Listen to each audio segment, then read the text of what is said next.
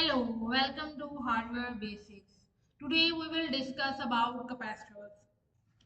Capacitors are everywhere in electronics, in your phone, laptop, power supply, and communication module. They might look simple, just two plates and a dielectric, but in design, choosing the right capacitor can make or break your circuit performance. In electronic design, not all capacitors behave the same. Two capacitors might say 100 nanofarad on the label, but once you put on the real PCB, their behavior can be completely different. Why?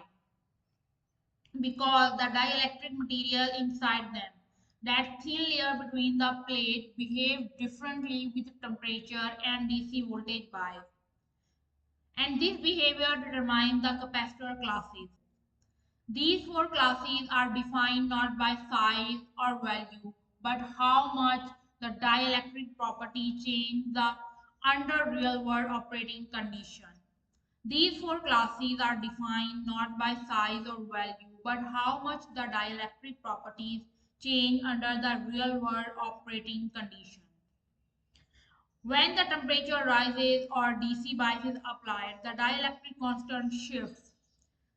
That shift directly changes the capacitance value, sometimes just a few parts per million, sometimes more than half of original value.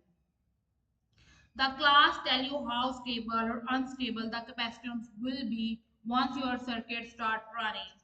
The rule of thumb is lower the class number is more stable the capacitance. Higher the class number, more capacitance bar with less stability. Let's start with class 1 capacitors, the most stable and predictable category of capacitor. Their dielectric material include NP0, also known as C0G, as well as U2J, SL, and 150. These are made using non-ferroelectric materials such as titanium dioxide, which give them exceptional thermal and electrical stability. In the behavior of class 1 capacitor, they are extremely stable across the temperature and voltage. In terms of behavior, class 1 capacitors are extremely stable across both temperature and voltage. Their capacitance only change by plus minus 30 parts per million per Celsius, which is almost negligible in practical circuit. They are largely immune to voltage variation and frequency changes. What you measure at your room temperature is what you will get in operation. Because of this, class 1 capacitors are the go-to choice for high frequency and precision applications. You can find them in RF circuit, oscillator, resonant tank, crystal filter, precise analog network, where even a small drift in capacitance could shift frequency and cause disturbance. Now let's talk about the advantages. They are ultra low dielectric losses. They have ultra low dielectric losses, meaning they dissipate very little energy. This is referred to a low dissipation factor or DF. That is also have they also have excellent Q factor, which is crucial for maintaining signal purity in RF and microwave circuits, even into gigahertz range. And because this dielectric is stable and non-aging, these capacitors are stable and predictable over the large period of time. But of course, there are some limitations. Class 1 capacitors are relatively have low dielectric constant, typically between 20 and 200. That means for a given physical size, you can achieve small capacitance value, usually in picofarad to low nanofarad range. To get higher capacitance, you need a physically larger part, which increase cost and board space. That's why they are usually more expensive than class 2 and 3 capacitors, which use high K ferroelectric material. Here are the tips. Whenever you are designing a circuit that depends on frequency accuracy, phase stability, temperature consistency, voltage stability, Always reach for class 1 capacitors, especially C0J or NP0 type. Think of them as resistor of capacitor word, stable, linear and reliable. Even though capacitance values are small, their consistency and predictability make them essential in RF, timing and precise analog design. Now let's move on class 2 capacitors. These are the real workhorses of modern electronics. If you open any PCB, especially digital or embedded board, most of the small capacitor you will see are class 2 types. The most common dielectric material here are X7R and X5R. These capacitors are made using ferroelectric material like barium titanide, which have much higher dielectric constant. These capacitors are made using dielectric material like barium titanide, which has much higher dielectric constant, typically between 2000 and 5000. The dielectric constant means that you can achieve far more capacitance in smaller packages as compared to class 1 type. But of course, that compactness comes along with trade-offs. Class 2 capacitors show moderate temperature dependencies. Their capacitance can vary by plus minus 15 across their rated voltage range. And under DC bias, when you are applying voltage across them, your capacitance can drop by 10 to 15%. And under DC bias, meaning when you are applying voltage across them, their capacitance can drop by 10 to 15%. This happens because ferroelectric domain inside the dielectric align under the dielectric field, effectively reducing the available permittivity. So while the datasheet say 100 microfarad, under the real world operating condition, you will might get only 8 or 9 microfarad. Still, because of their compactness and low cost, class 2 capacitors are used everywhere. You will find them doing power supply decoupling, bypassing, and journal signal coupling across digital and mixed signal PCBs. They are little 100 nanofarad or 1 microfarad capacitors scattered near microcontrollers and FPGA pins, silently keeping your voltage rail stable. Now let's look at the advantages. Class 2 capacitors provide high capacitance in a small volume. They are non-polarized, inexpensive and can handle a wide range of frequencies for decoupling applications. They strike a good balance between performance, cost, size, which is why they dominate in consumer and embedded design. But they also have clear limitations. Their capacitance change when temperature and voltage changes. So they are not ideal for precise analog or timing circuits. They also have higher dielectric losses, meaning higher dissipation factor, especially at high frequencies. So while they are great for digital decoupling, they can distort or drift if you try to use them in oscillator and filter.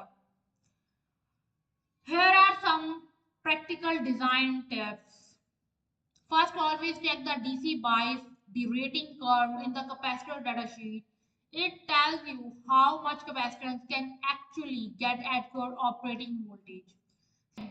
Second, for power supply rails, it's good to use X7R or X5R capacitor right next to each IC power pin.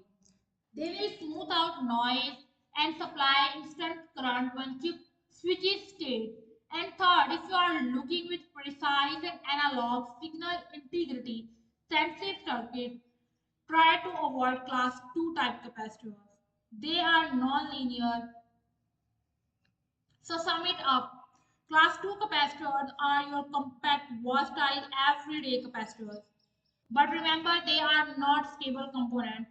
Treat their nominal value as guideline, not absolute number. Use them wisely. They will keep your design system clean and stable. Now let's talk about class 3 type of capacitor. The high capacity but unstable member of the family. If class 1 capacitors are all about precision and class 2 are about balance, class 3 are about maximum capacitance density at the stability cost. These use dielectric like Y5V, Z5U or similar formulations. Their dielectric constant is often high between 10,000 and 15,000 and sometimes even more. That means for a given package size, provide largest capacitance value of all classes. But as always, there is no free lunch. Their stability is extremely poor. Capacitance can vary by minus 80% to plus 20% across the temperature range.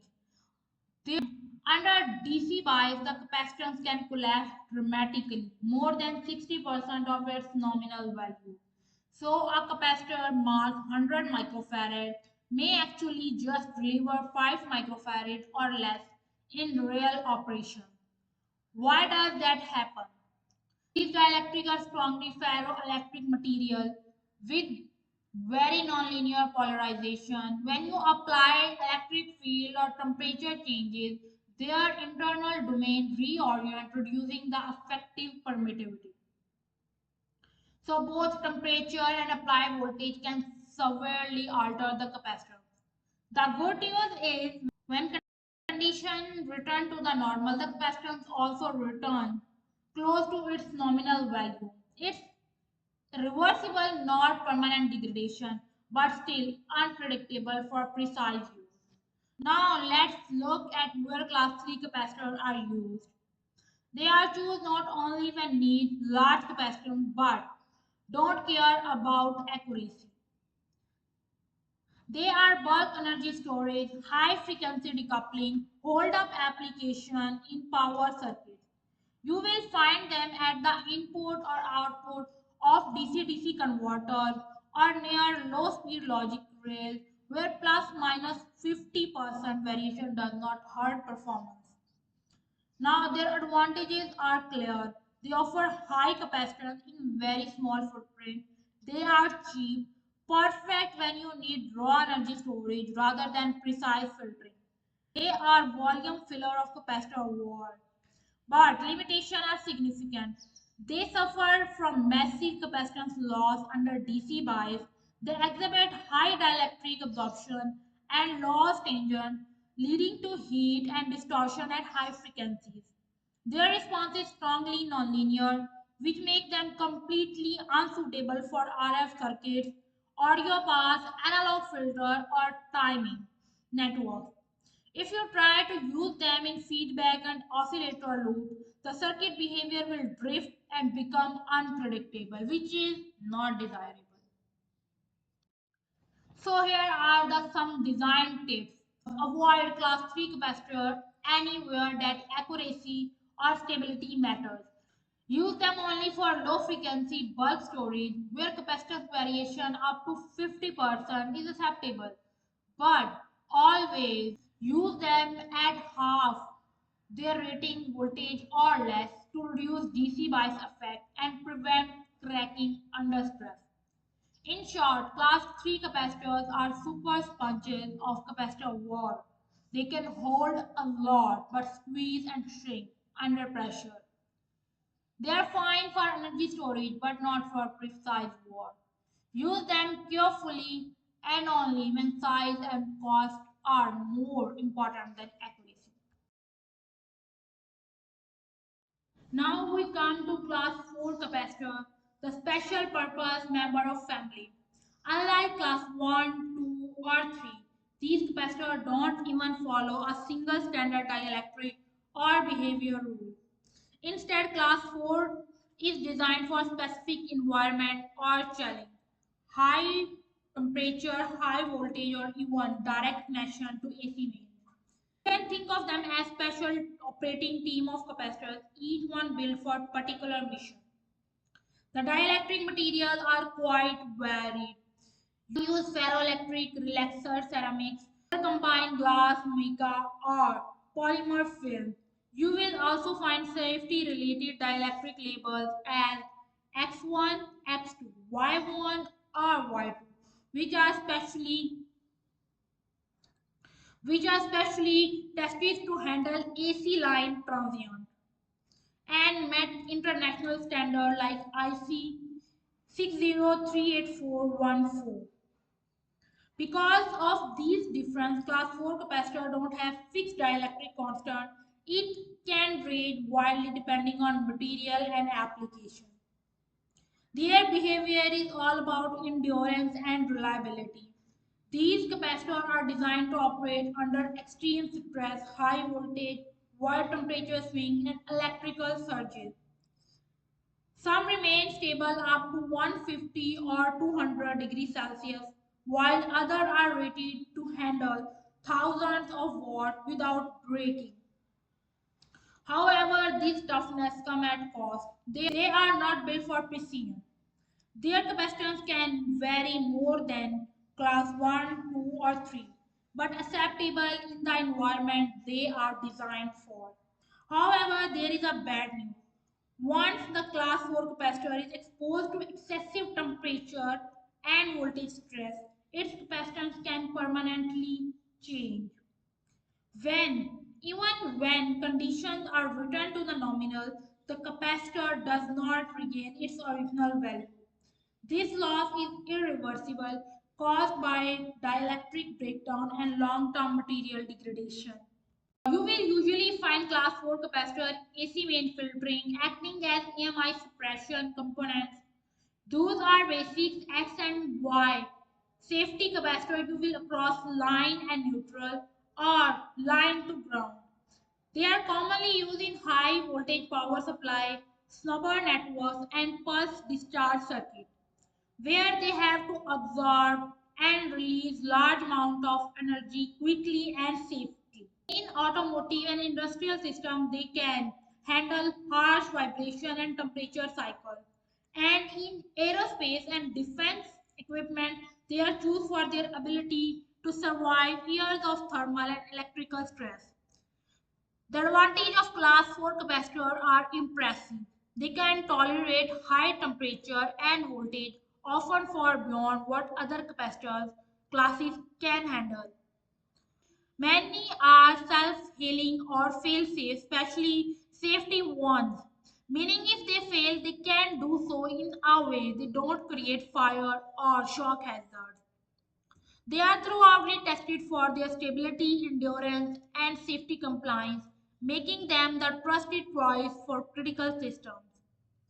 They come in several construction styles from traditional ceramic dish to glass film based design based on what application demand.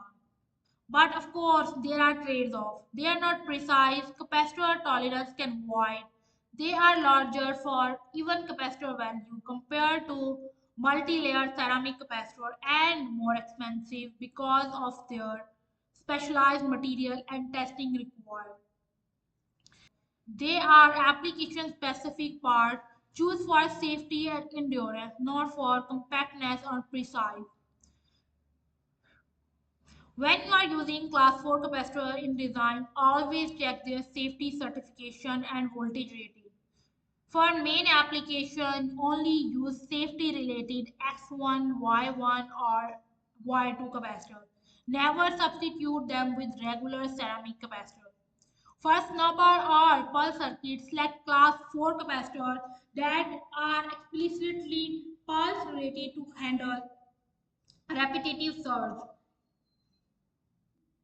and high temperature design. They sure they are rated for continuous operation at 150 degrees Celsius and higher. Choosing the right one is not just performance. So sum it up, class 4 capacitors are not about tight tolerance and frequency precision. They are about survival and reliability under stress. If class 1 are the precise master, class 2 are versatile all-rounder, class 3 are high capacitors but unstable, and then class 4 are the rugged specialists. They can work where other fails. They are not common on every PCB, but where reliability matter most, class 4 capacitors are absolutely